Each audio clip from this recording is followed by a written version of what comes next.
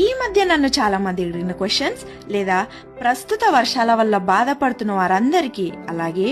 Already water proofing అయిపోయి మళ్ళీ leakage problems face చేస్తున్న వారందరి కోసం ఈ వీడియో. బిల్డింగ్